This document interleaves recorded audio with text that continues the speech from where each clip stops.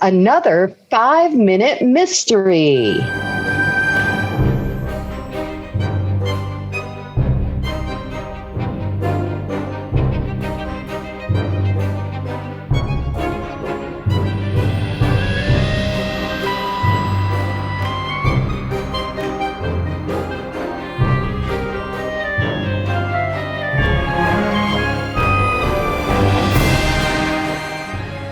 Our story takes place in Green's Gap, a small town in the Southern Cavern District. Green's Gap Hospital, Dr. Melville speaking. Doctor, there's been an accident out at Echo Cavern. Accident? What kind of accident? 2 men were exploring and they just got lost last night. One's unconscious. You better come quick before he's dead.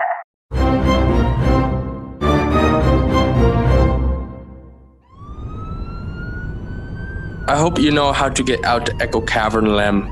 With the job of being town constable and ambulance driver, I reckon I know all there is to know about this country. Okay, ever been into the cavern, Lem? Once, Doc Melville, when I was a boy, nearly got my hide tanned off by my paw. Echo Cavern is a mighty treacherous place. You mean it's easy to get lost in it? Not only that, Doc, it's that cavern gas carbine.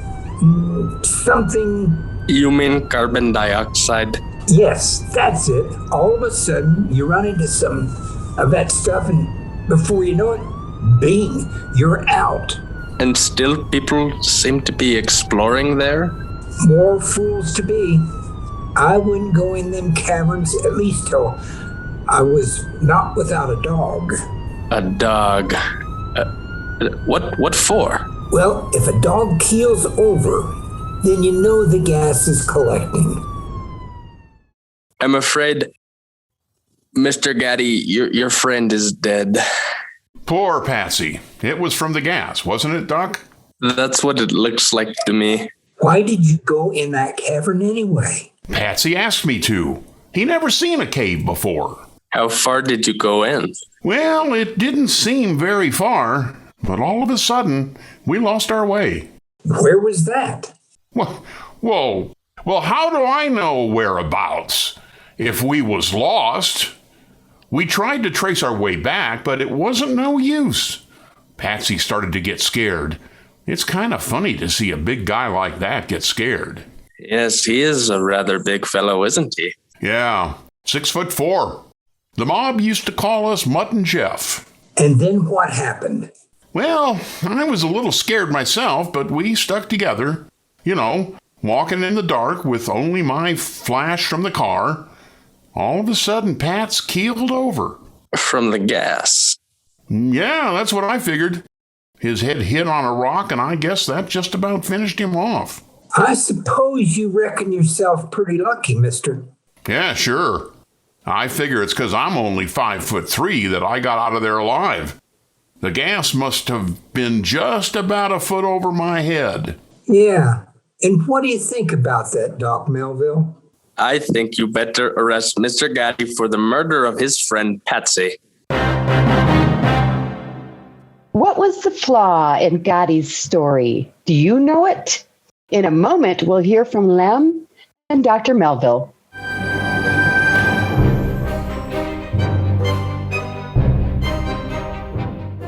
Now, families all over the country have named their favorite toothpaste new Pearly Whites with cleaning crystals, new fresh-tasting Pearly Whites with the new cool minty flavor. It's the 3-to-1 favorite over all other toothpastes. It's true. Families all over the country preferred new Pearly Whites over all other brands they tried. They said new Pearly Whites toothpaste tastes better, makes breath cleaner, and makes teeth whiter. Get new Pearly Whites toothpaste for your family right away. And now, let's see whether you're as observant as Lem and the doctor. Hey, Copper, let me put my hands down. They're tired. When you're in Green Gap's jail, not before. I don't get it. It was a good story. I still can't figure out how you found out. Lem tells me they used to take dogs into the cavern because the gas is heavier than air. It collects on the floor. If you really met gas, you would have keeled over first, before your pal Patsy. Well, what do you know? I tell you, nowadays in this murder racket, you need a college education.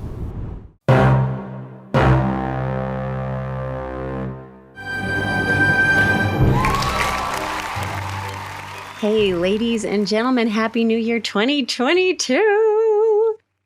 This is Wendy Spurgeon, your hostess here with Silver City Community Theater Radio Hour. And we're here Sundays at 5 on Gila Members Community Radio, KURU 89.1 FM, in this wonderful place that I feel so grateful to live, Silver City, New Mexico. And we stream online at gmcr.org. Welcome, welcome. We're here today starting something a little bit new, a little bit fresh. In the past couple of seasons, you have heard our community theater actors coming on the radio and reenacting these great scenes and plays from the golden age of radio.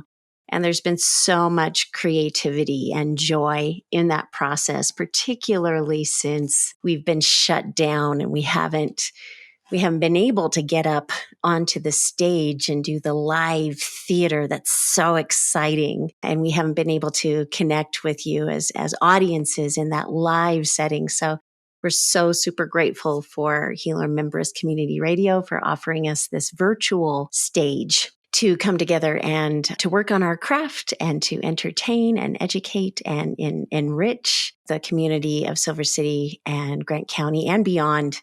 Also, always hats off to Chris Wellman of Mystic Way Productions. He is the audio engineer that brings this all together. He's the one that kind of actually makes it a show with the sound effects and all the nuances that help you just drop into the story. So, welcome. I hope you are enjoying who you are, where you are today, right now, as you hear this in this new year, 2022. We're experimenting. We're going to be moving into some audio dramas and podcasting through Mystic Way Studios. And there's just a lot of creativity ahead. And I wanted to start off the year by sharing a conversation with a dear friend who is a very vital part of our community here at Silver City Community Theater. I've really enjoyed doing the curtain speeches and just really sharing with the audience that you are the community in community theater. It doesn't happen without you, right? We all have to come together to create the magic of theater. So Chellee Chase is my dear friend. Chellee, before I hand the microphone over to you, I do want to just let the audience know what an amazing person you are. When I moved here to Silver City, I was the only life coach here in this community that I knew. I knew other life coaches in other areas of the country, but I hadn't met another one that lived here and was trying to do the same kind of work that I was doing to grow personally and to support the community with their goals, with their happiness, with their creativity. And I met Chellee online. We were both, I don't even remember, Chellee, maybe you do. We were both on a webinar for some, marketing thing for coaches, right? And in the chat, they always have you say hello and where you are zooming in from. And I saw Chellee Chase, Silver City, New Mexico, and I went, what? No way. Another life coach here? I'm like, hello. And I introduced myself to her on the chat. And then we did shortly afterwards meet in real life at the UU church. And we started to kind of get to know each other as people, as women, as coaches. She has a specialty in happiness coaching, which is so important, especially now. Especially now, we need support to cultivate happiness in our lives. So the work that she does is just vital to our mental health. And it is also very, very closely connected to creativity. So Chellee and I began to get to know each other as coaches and get to know the similarities in our work, the different training that we come in with, and found it to be very complementary. And we did a lot of work together as coaches, doing online presentations and workshops and some live stuff too. We did some live workshops at Oasis.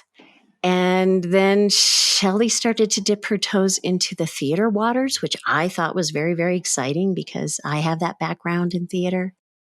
So I started to watch Chellee start to blossom as a performer on stage. And she's also a very talented writer. She joined the SECT board as the secretary and was instrumental in the Zoom productions that SECT did over the quarantine time. SECT was doing monthly Zoom presentations, and she was very active in the writing and the hosting of those, and they're very entertaining. We've actually shared some of the audio, some enhanced audio from those Zoom performances from last year recently here on the Radio Hour. And so it just seemed like a natural ask, a natural project. Oh, what's that word? Natural next step to invite Chellee onto the Radio Hour and share some of the nerdy coaching, creativity, mental health conversations that we have, because I find they're all one of a piece for me personally. It's, the character development and the personal development. They're life imitates art, or art imitates life, vice versa. And the creative work and the personal work kind of go hand in hand for me. So I wanted to say welcome, Chellee. Thank you so much for joining us on the show tonight. This is pre-recorded, so we are recording this before the new year, and hopefully this is one of a two-part conversation. So hopefully we'll have some of the conversation this week and the next part of it next week, along with some contributions of little plays and skits that the Aldo Drama class finished up with last semester. So welcome, Chellee. Thank you for being here. Thank you, Wendy. I'm really happy to be here. Any chance that I get to talk about well-being and happiness, I always jump at it. It's very exciting for me. Wonderful, wonderful. So, Chellee, you and I, as you know, we've had some really deep conversations, and I wanted to start off the year with some reflections on the connection between mental health and creativity. Because I've certainly found that for myself personally. And when I am moving through challenging times, and these past 2 years have been incredibly challenging for everyone, I found personally that the more that I can tap into my creative process, the more sane I can stay personally, and the more grounded and more helpful for other people. Even though it feels like the world is changing so rapidly around us, it feels like there's so much that is outside of our control. But the focus on creativity and doing personal work can really give a focus and something to move tangibly forward on during uncertain times. And I remember you developed a workshop, Cultivating Ease in Diseased Times. It was so timely. It was just of the moment of, these very, very practical tools that you identified to support people, clients, as we move forward in very diseased times, cultivating that ease. So I consider you an expert on happiness, on coaching, on creativity. There's so much that you do beyond acting. You're also a writer. You're also, you are musical, and you're so brave, the way that I've seen you kind of just put yourself out there and try, and in your authenticity, you're just captivating. I've really, really enjoyed witnessing that in you. I wanted to pass the microphone over to you around this topic, reflections on mental health and creativity. You were sharing before we press the record button, just, how happiness is so important to health. So I just want to pass the microphone right over to you, and please share with us what you've been learning about happiness and the way that you cultivate it. Well, thank you. The first thing I want to say about what you were mentioning earlier is is happiness and self-esteem go hand in hand. And I've found that the arts are really a great way to increase your self-esteem. And so what I've done over the years is, because in the past I would say, man, that looks like so much fun. I wish I could do that. And the words "I wish I could do that" were like my mantra a long time ago, until I started saying, maybe I can do that. And so it sort of started when I pitched a weekly column to the Silver City Independent a few years ago now. And they accepted it. And it was called Uru, bringing out the guru in you. And it was all about how to live a happier life. And when that column got accepted in the paper, I realized, now is the time when I have to really start walking the walk and practicing what I preach. So that's when I just dove in head first into happiness. And I was writing a weekly column for a while. Then I became a life happiness coach. And from there, I joined a company called the MAP Coaching Institute. And MAP stands for Make Anything Possible. And we practice a kind of energy psychology that helps remove trauma from memories so that you can look at your memories bravely and boldly and not feel that emotional trauma that used to be attached to it, so you can move powerfully forward in your life. With that company over this past year, 2021, I have done more than 260 live worldwide sessions. Wow. So talk about really getting out there into the public eye. And so being part of the Silver City Community Theater has been instrumental in me being able, having the guts and the confidence to stand up and do the things to get my personal message out there into the world and to live a really happy life. And that I notice so much that the more things I do that make myself happy, the more successful my life becomes. My relationships are better. My abundance is growing almost weekly. There's so much, and I'm in really vibrant health. There's so much goodness around realizing that happiness, your personal happiness, is not a selfish pursuit. It is a gift to the world. And if you think about it, when you are in a good mood, when you're happy, you bring your A game. You bring your A game to your work, to your relationships, to your health. You are living a vibrant, enthusiastic life when you are happy. Not only that, though, it's not just the mental health benefits. The physical health benefits are just astounding. So, happiness boosts your immune system. There are tons and tons of scientific studies. Boosts your immune system, combats stress, reduces blood pressure. Happiness has a significant effect on lowering your risks of heart disease and stroke. It lengthens your life expectancy. It reduces pain. It reduces depression, anxiety. It builds confidence. I mean, they're even using it to work with adults with dementia and specifically theater work to reduce the effects of dementia and increase happiness. Wow, do tell. That is very exciting. So, I mean, the studies, I just did a cursory review of the research that I've been studying for years today, and I came up with I could fill it an 8-hour slot with the amount of information that I found today.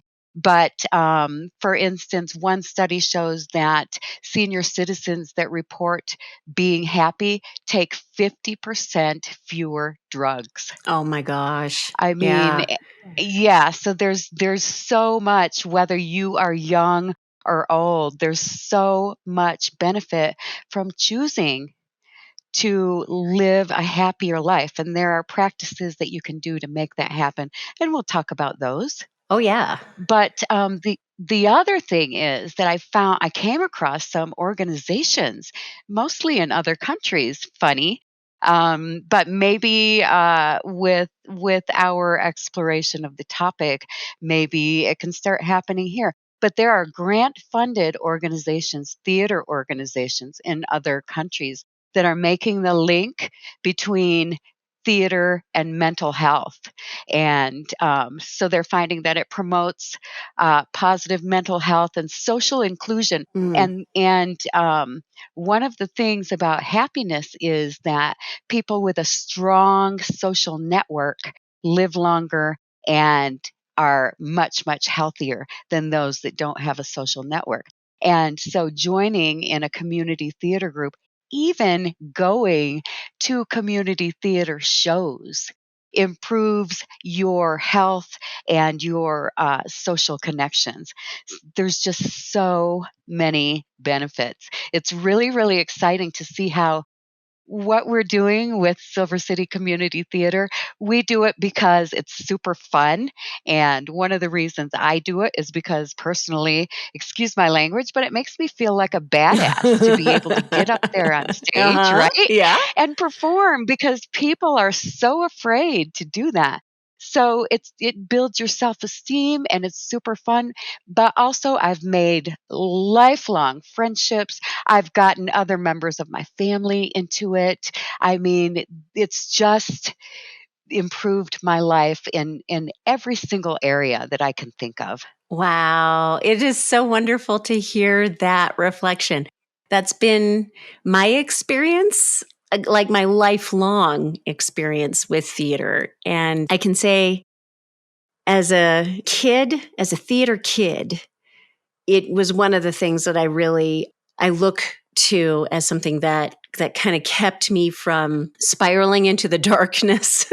I think sometimes when you're when you're a young person and you are dependent on a family and there's dysfunctional patterns going on and there's societal things going on and you're a kid and there's all that like hormonal stuff going on, and the structure of the community theater in my hometown in Alaska, I'll say exactly the same thing that you did. It was like a second family to me, and a second family that in some ways I felt a little safer around. When I went to rehearsal after school, I was around some peers my own age, but also some older mentors, directors, choreographers, stage managers that were really kind of modeling this creative process and the structure. I think, some people who haven't experienced creating or co-creating theater as part of a cast or part of a crew may not quite understand. I mean, it's very much a family and kind of a team. You're working together as a team, and you're coming in with a very clear objective for that rehearsal, right? On that day, you're going to work on Act 1, Scene 2, and these are the lines that you're supposed to know for that day. If you had an appointment with the costumer to get a fitting, right? Those are responsibilities that you're stepping up, and you are bringing your A game as the best that you can bring. You are bringing to it, and everyone else is too. And it's the magic of that kind of working together as a small community to take these words that this playwright wrote down, and under the eye of the director, beginning to flesh out the reality of this story that you're going to be presenting. And then on top of that, there's another like meta layer when you actually get to the performance, where there's this relationship that's developed between the performers and the audience. Because the audience, there's no show without them, right? They are the receivers of the story. And so actually they come in with a job too, whether they realize it or not. They come in and they find their seats, and they settle in and, maybe look at the program and kind of like take in some information. So maybe a little backstory or history of the play or the playwright, or, maybe you're reading about some of the actors that you're going to see. You'll see their little picture in the corner and you're excited. Oh, I know that person. Oh, they're going to play that character. Oh, I don't know that person, but they're a friend of so-and-so, because we are all a community, right? And so it's a way to kind of get to know each other as a community, even if you don't have personal day-to-day contact with some of the people that you're going to be seeing. And the audience actually have a very important job too. Their job is to temporarily choose to suspend their disbelief. That is like, it's a choice, right? And when they choose that, when they choose to relax, the lights go down in the house and the lights come up on the stage, and they breathe and they're listening to the music, or they're starting to take in the set or the stage elements, and they're starting to get a feel of where the story is taking place, right? And they temporarily choose to suspend their disbelief and allow themselves to get sucked into the reality that is being presented in front of them. And they know it's not real, right? But there's something very, very special about that cooperation of being the witness to the story and taking it in. It really is. It's like a gift exchange, if you think about it. The performers and the people behind the scenes are creating this beautiful thing out of nothing and presenting it to the audience, and then the audience, by suspending their disbelief and getting really involved and really supporting the people that are putting it on, it's like this beautiful gift exchange. And I was also thinking how there's relationship building, but there's also role modeling happening. You're working with people that are doing something that they love. They are comfortable in their own skin. They're following their dreams. It's really an amazing experience, no matter which side of it you are experiencing it from. Absolutely. And that was like, for me as a kid, it was magic. It was magic to go to the theater and to see these people that I knew peripherally. Like I used to take a lot of dance classes, and I went to go see Fiddler on the Roof because my mother and my stepfather were in it.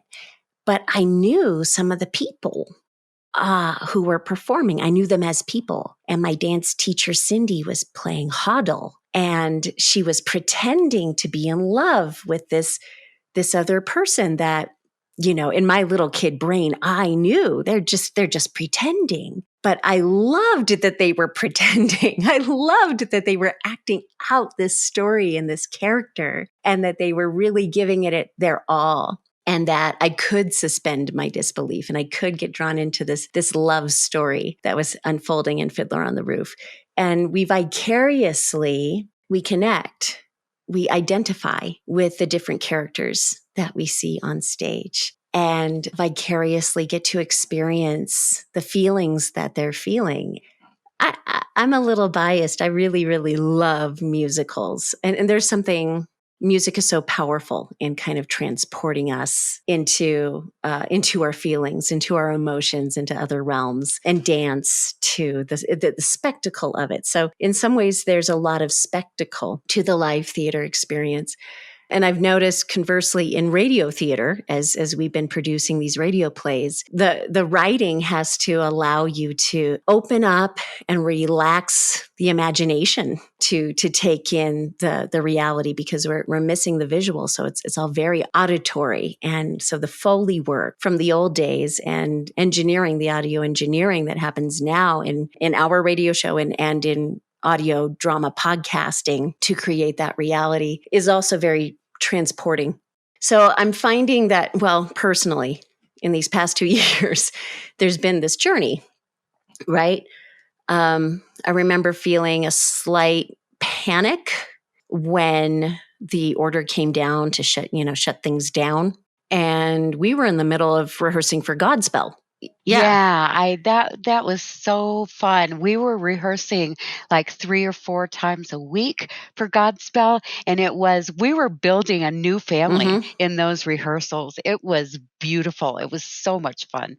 And the bravery and the vulnerability of embracing that, because we had a cast of, some people had experience with singing, and others were really new to it.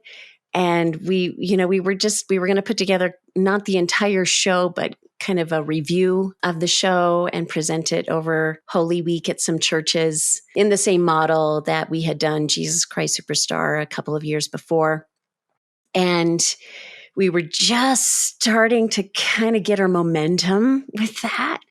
And then the governor's order came down, and it was very confusing. And it was like, there was a split second where we thought we might be able to save it and do it as a radio broadcast. But this was way before I had my relationship with GMCR, or Chris or I had been developing these radio plays. So it was just like this kind of like last ditch effort to get something out there.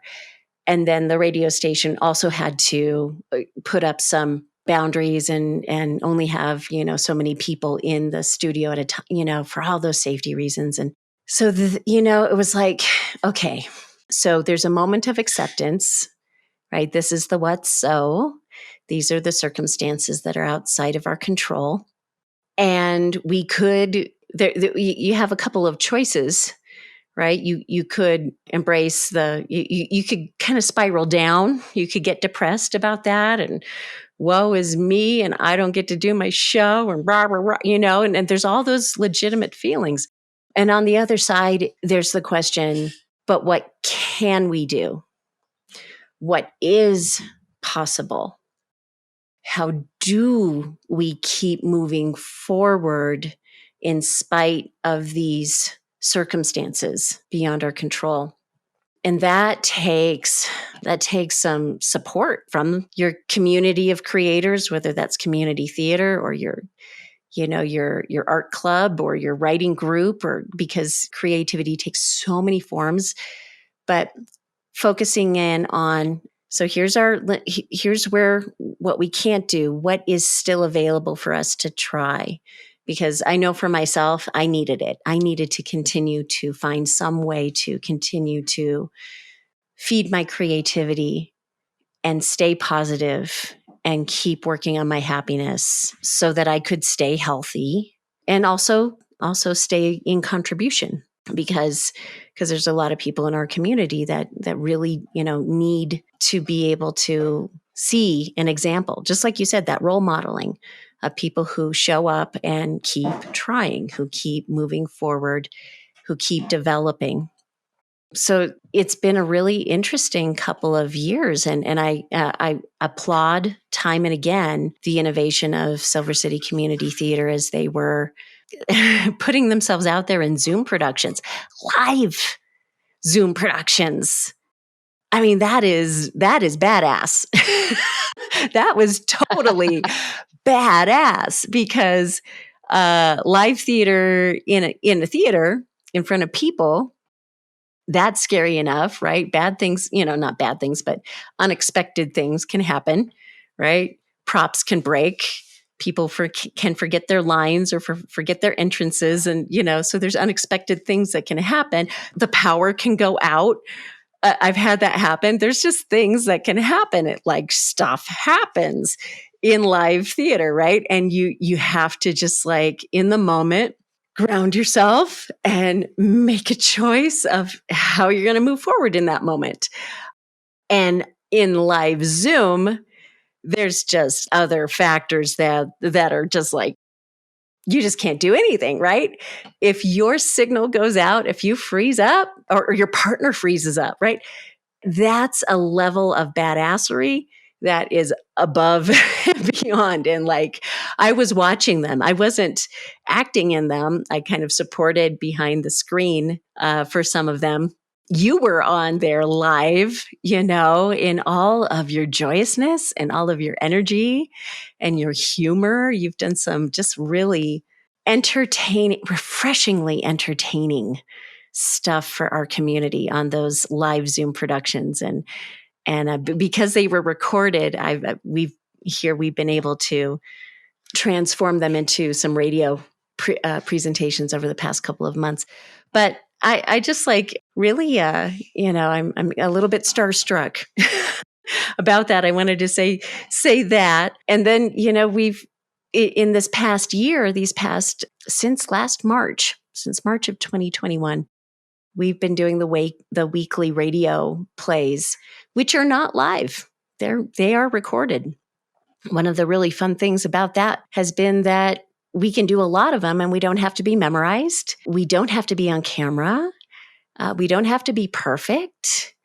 If there's a warble, if someone freezes, we could come back. And luckily, we're not on Zoom anymore with that. So our technology has improved quite a bit.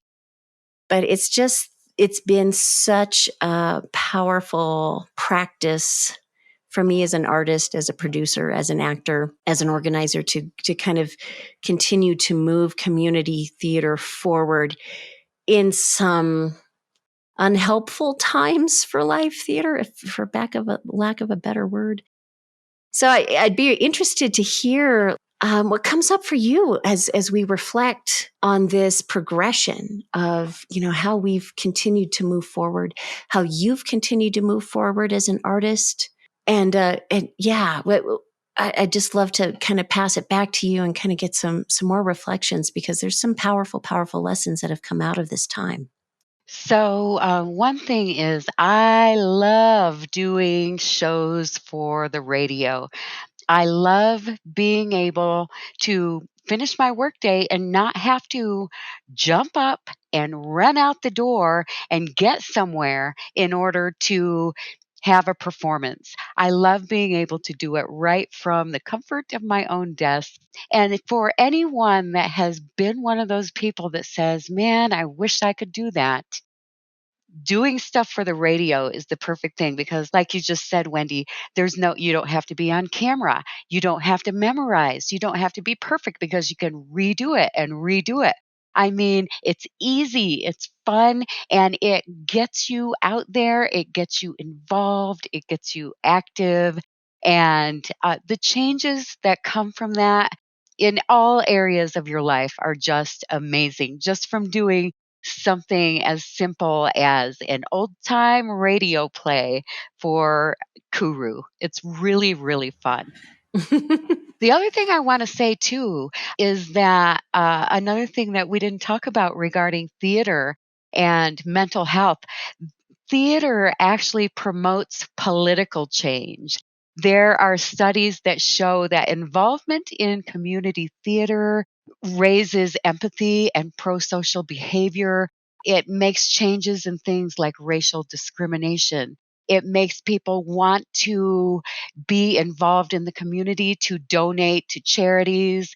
All kinds of behaviors change with people that are involved in community theater. It's really miraculous that the outcomes that happen when you start getting involved. I would completely agree. It's because you're exposing yourself as an audience member to stories that are outside of the ones you carry in your head.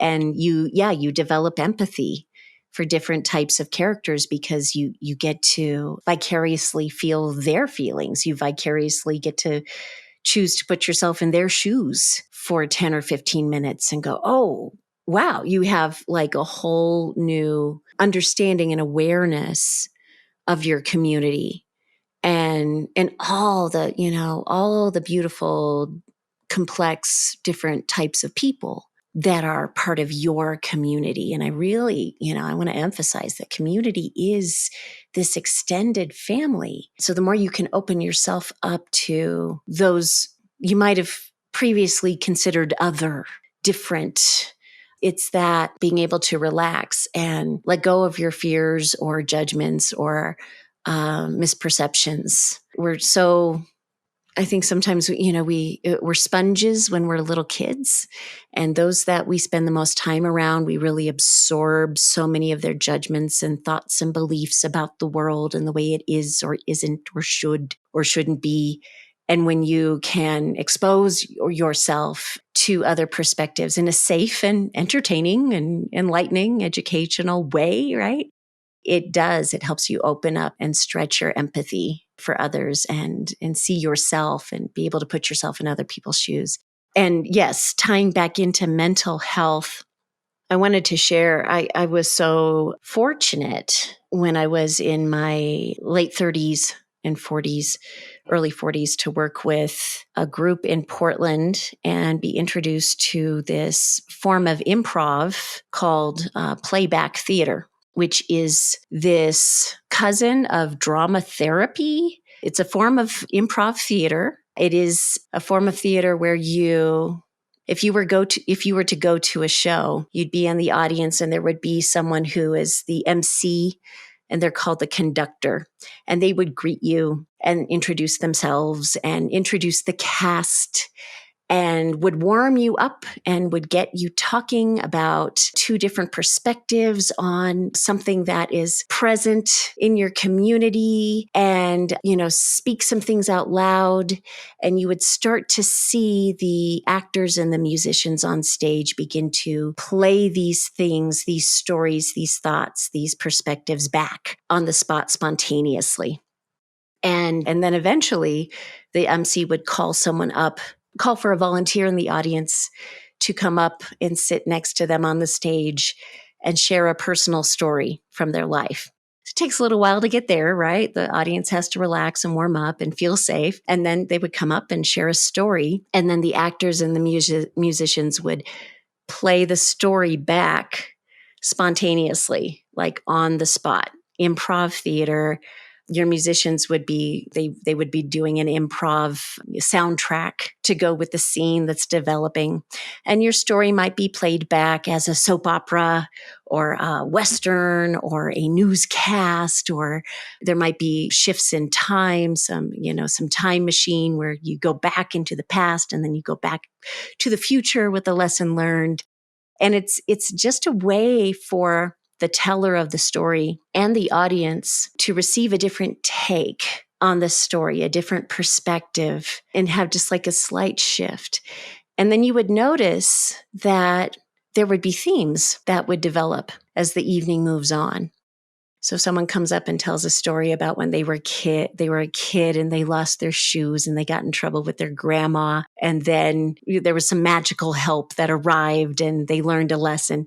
And then the next person would have a story that was similar. I mean, not the same, but some sort, because that first story would remind somebody in the audience of their story. And then they'd come up and tell it, and then we'd see it back. And then there would be another ripple where someone else, so there would be these thematic stories, and you would start to experience as an audience and as a cast just how connected we are. And even though our personal stories may not be exactly the same, there are golden threads of connection in our stories. So it was always an intimate evening. It was always, you never knew what you were going to do as an actor. One show, I, spontaneously created an opera with the music director there, and I sang something, and it was very moving. But I didn't, it wasn't something that I planned. And there's that too, that kind of as a performer being in service to the story.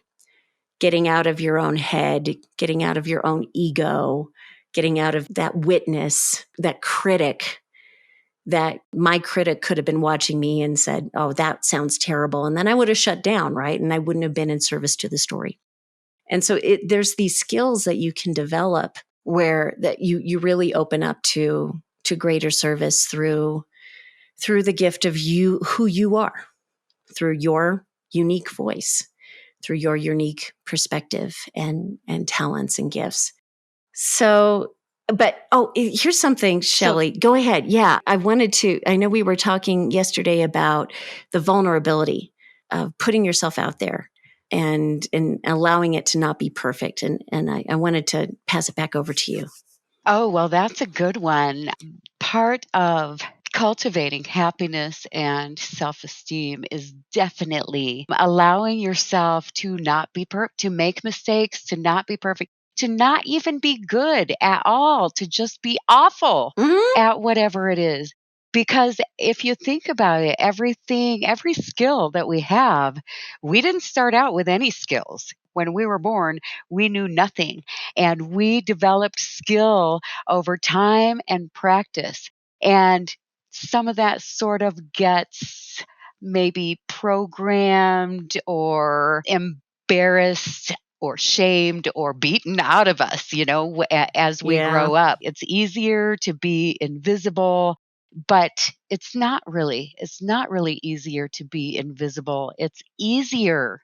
It's more fun. It's so much more meaningful and fulfilling to bring out that authentic self that is you, with all its quirks and all its imperfections and idiosyncrasies, and share that with the world. One of my favorite quotes is from Marianne Williamson, and she says, "There's nothing enlightened about shrinking so that other people won't feel insecure around you."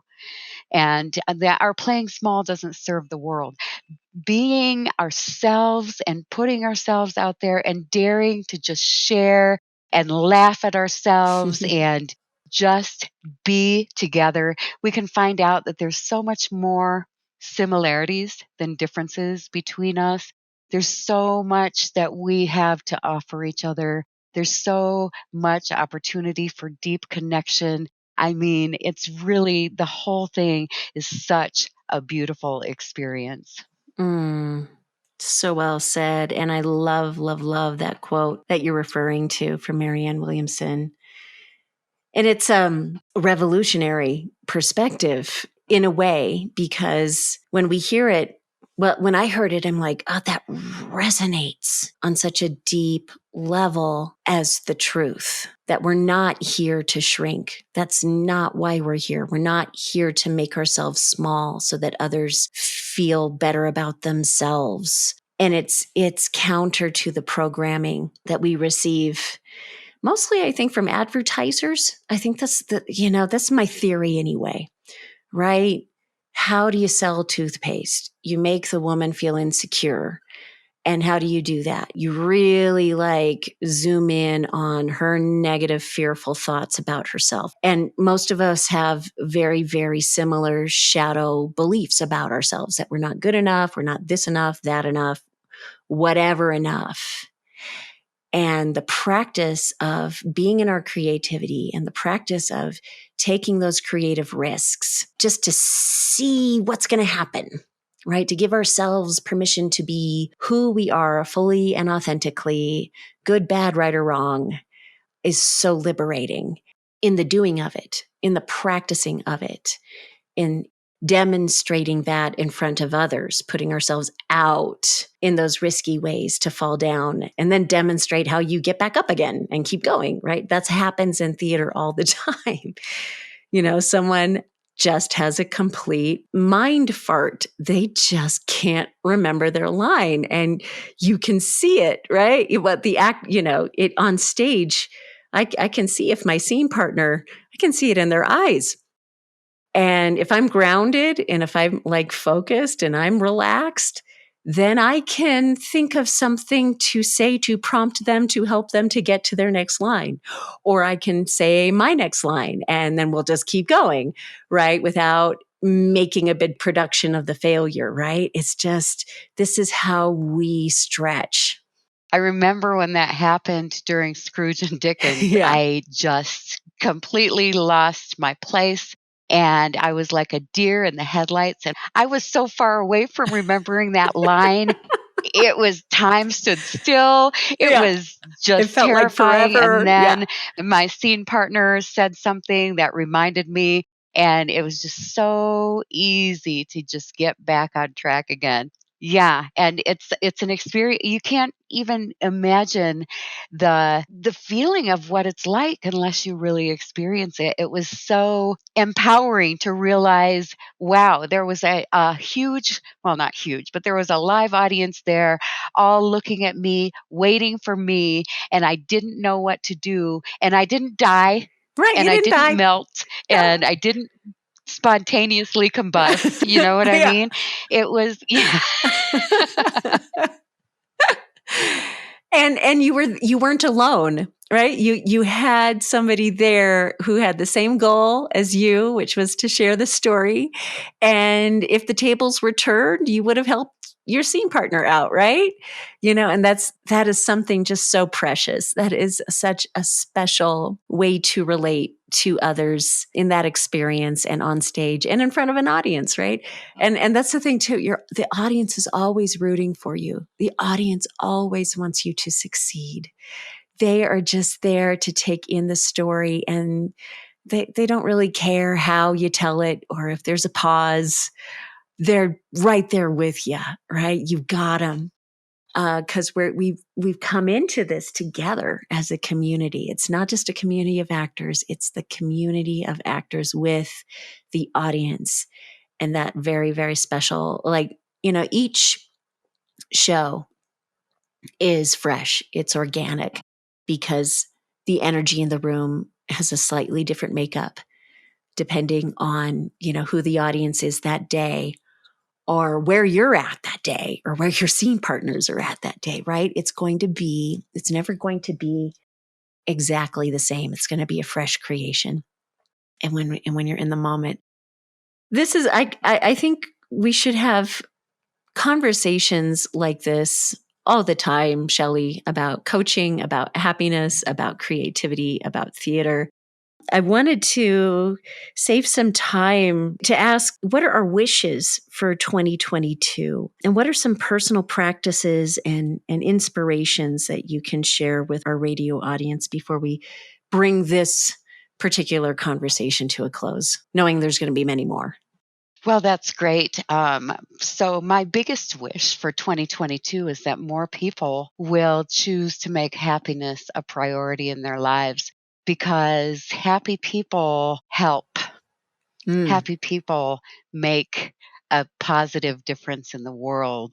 And if all we had to do was just be happy and the world would turn into a happy place to be, how easy it can't get any easier than that. So that would be my number one wish. Another wish would be that lots and lots of people listening to the show right now would get involved with Silver City Community Theater and the Kuru radio station, hmm because they're both really fantastic organizations that contribute so much to our community, and they can use all the help and all the support and all the participation that they can get. So those are two of my wishes. Awesome. What I would say as far as practices. So this week is a big week in my work and my live sessions that I'm doing. And so one of the exercises that we did yesterday, we started out with 4 little 1-minute writing segments. If you are trying to get somewhere, it really helps to know where you're trying to get to. And so clarity is something that we all need. How can you be happy if you don't know what happy means to you? Mm, Right? So we did 4 little 1-minute writing segments. We did 1 minute of writing about our wins for 2021, because we have little wins all the time that we forget to celebrate. And when we forget to celebrate them, then we can't appreciate all the progress that we're making in life and all the beauty that this life has to offer. So we took a minute to celebrate our mm, wins.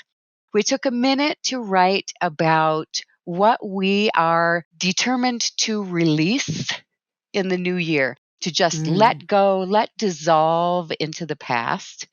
We took another minute to write about what we are wanting, aspiring to create in 2022. And then the final minute, so it's only 4 minutes of writing. The final minute was, who is the new self that is celebrating those wins, that's releasing all that stuff, and that's creating all these new things. Mm. Who is that new you? That new you is confident. They have inner peace. They have clarity. They make happiness their priority so that they improve their health and their relationships and their abundance. So that was a really powerful exercise that we did. And all week we're doing things that are building momentum for the new year. And anybody can do that kind of thing. YouTube, the internet is Oh, full of yeah. inspiring ways to bring yourself into that happy place. So one of my favorite practices every single morning while I'm getting ready, I find something inspirational and uplifting, and I'm just listening to audiobooks, or I like to listen to, for instance, Abraham Hicks on YouTube. I like to listen to Brian Scott. He reads a lot of the old New Thought authors like Neville Goddard. I mean, there's so much learning to be had and so much enlightenment and inspiration out there. And it's really, really easy to find. And once you make it a habit, it really starts changing your life every single day for the better. I love that. And that is a totally doable practice, and it's a feel good practice, right? Once you get into the habit and the practice of acknowledging yourself or doing the writing or those things that shift your perspective, that get you out of that negativity cloud where you can see new things. You can imagine new perspectives, new ways of being. I say happiness 2022. Woohoo! Let's have as happy a 2022 as we can do. And it is doable. The circumstances around us, we have no idea. If you watch too much news, you're going to get really down. You're just going to be noticing everything that's wrong and everything that could go bad or wrong or stop or get in the way. But being in your self-care and your creativity, your happiness practices, you're purposely like shifting that programming to something that is going to be more useful. It's going to help you stay grounded and centered and focused and moving forward in spite of those things that are outside of your control. You taught me, I'll just say this really quickly, because I think we're going to need to record some more episodes. I mean, I think there's so much content and material here that is so valuable. We could just start a whole happiness podcast, and I'll talk to you after we're done recording. And maybe that's in 2022. We'll see. But really focusing in, this was I'm paraphrasing an exercise you gave me and a group of others once, where you really defined what's inside of our control and what's outside of our control, and the power of really zooming in and taking responsibility for the things that are inside of our control, like our health, like our happiness, like our creativity, like our joy, like our healthy relationships with ourselves and others, and our relationship to the divine, however we define that, and releasing all that which is not in our control. It's so liberating and empowering, because you can actually get somewhere when you focus on what is inside of your control. And that is just one of very many powerful lessons that I have learned from you, my friend Chellee. Thank you so much. Well, thank you so much, Wendy. I wouldn't be part of Silver City Community Theater if it weren't for you. And I'd just like to say, if we're getting toward closing, I think, I want to say that making huge changes in our lives is so much easier than we think, because it starts with a practice of 5 minutes a day. Whatever it is that feels good, whatever it is that you want to learn, whatever it is that you want to start doing, 5 minutes a day. Don't resolve to start doing something for 45 minutes or an hour and a half a day. You'll never stick with that because it's too It's too new, big, right? But 5 minutes a day, right, exactly. Doable. So chunk it down. Any of us can do anything for 5 minutes a day. Amen. And so it is. I believe that for sure. So thank you, Chellee Chase. I do want to bring this conversation to a close for now. Will you please come back and record some more conversations with me later in 2022? Absolutely. I would love to. Thank you. It's been such a pleasure, such a great, great start to the year. This has been Silver City Community Theater Radio Hour. Chellee Chase is an amazing part of our community. And she's a happiness coach, and she's also an actor and a writer and many, many other things, a great friend. And you have heard this on Gila Members Community Radio, KURU 89.1 FM in beautiful Silver City, New Mexico, and streaming online at gmcr.org. Blessings all. Bye for now.